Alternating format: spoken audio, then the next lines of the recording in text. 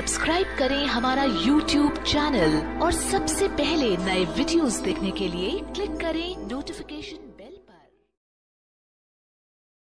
गुरु मानुष कर जानते ते नर कहिए अंध, ओहे दुखी संसार में फिर आगे काल के फंदे। गुरु गोविंद कर जानियो रहियो शब्द समाए, मिले जब दंडवत बंदगी नहीं पल पल ध्यान लगाओ। फिर परमात्मा क्या कहते हैं?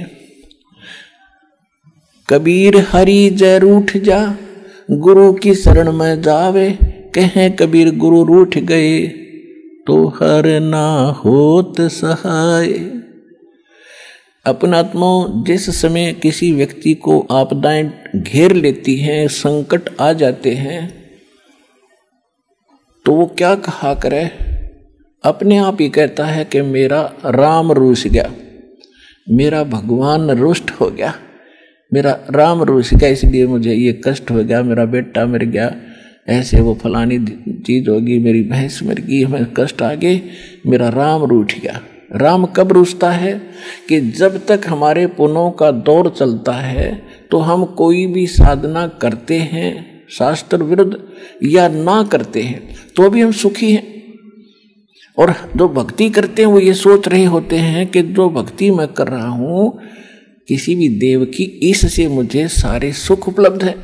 ये हमारी भूल थी, बालकपन था। अब पता चलेगा जिन भगवानों को तो आप समझते थे कि ऐसा कर देंगे, वो कर ही नहीं सकते। एक पटवारी ने आप समझो प्रधानमंत्री वाला काम कर देगा, इससे मुझे हुआ था, तो उसकी भूल थी। तो फिर क्या बताते हैं कि जैसे परमात्मा रुष्ट हो गया, आपदा आने लगी, यानी आपके पुण्य खत्म हो गए।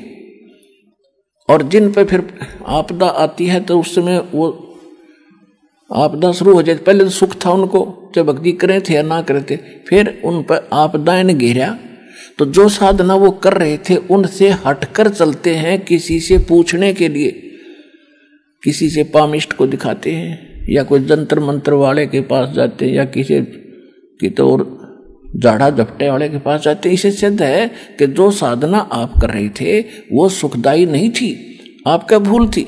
उसके करते करते फिर दुख हो गए, पहले सुख हो रहे थे, वो फल रहा था आपका प्रारब्ध, आपकी किस्मत में लिखा ही आपको मिल रहा था। आप भूल रहे थे कि इस इष्ट से, इस भक्ति से मुझे ये लाभ है। चलो फिर आपके ऊपर आपदाएं आ गई, आपके पुण्य खत्म हो गए। अब सुख कैसे हो कि पुण्य फिर मिले, फिर पुण्य हो? तो परमात्मा कहते हैं कबीर हरि जय रूठ जा, गुरु की शरण में जावे। कहें कबीर गुरु रूठ गए हर ना होत सहाय। गुरु गोविंद दोनों खड़े काके लागू पाए, बलिहारी गुरु अपना जिन गोविंद दियो मिलाए। अब देखना, इस एग्जाम्पल को सुनना। अब जैसे आप कहीं खेत में या मजदूरी पर गए हो, हैंडपंप से आपने पानी का घड़ा भर लिया और दूर चले गए आधा 1 किलोमीटर, वहां खेत में अपना काम कर रहे हो। और जब तक आपके घड़े में पानी है, जल है, तो आपको नो प्रॉब्लम। और जब उसकी तली दिखने लगी, 2 गिलास पानी रह गए और आधा दिन शेष बचा है, तो आपको आपत्ति आई, प्यास लग गई और वो खत्म हो गया उसमें जल। तो आपत्ति आ गई आपके ऊपर के, जल खत्म हो गया, प्यास सता रही है। तो उसका तरीका क्या है? हैंडपंप पर फिर जाइए और उससे फिर ठोक लाइए, अरे फिर वो सुविधा होगी। तो कहते हैं कबीर हरि के रूठते गुरु की शरण में जावे। अब जैसे राम रूठ गया, यानी पुण्य खत्म हो गए, तो फिर कहते हैं हैंडपंप की शरण में जावे। और जब हैंडपंप खराब हो गया, यानी आपने गुरुजी के साथ, आपने जो गुरुजी से ही बात बिगाड़ ली, गुरुजी को रुसा दिया। गुरुजी कब रूठेगा? जब आप मर्यादा नहीं रखोगे। मर्यादा नहीं रखोगे तो गुरुजी रूठ गए, क्योंकि ये सारा खेल मर्यादा के ऊपर चलेगा।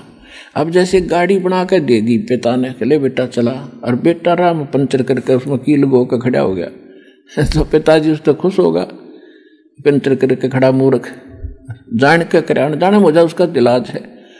तो जान के करने वाला तो रोज तय कर लेगा।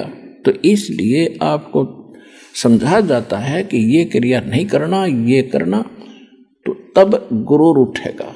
और गुरु नहीं रूठा तो आप आइए, यानी हैंडपंप खराब नहीं होता, चाहे 100 मटके भर लो, चाहे ड्राम के ड्राम ठोक लो। तो कहने का भाव ये है, इस क्रिया को समझना।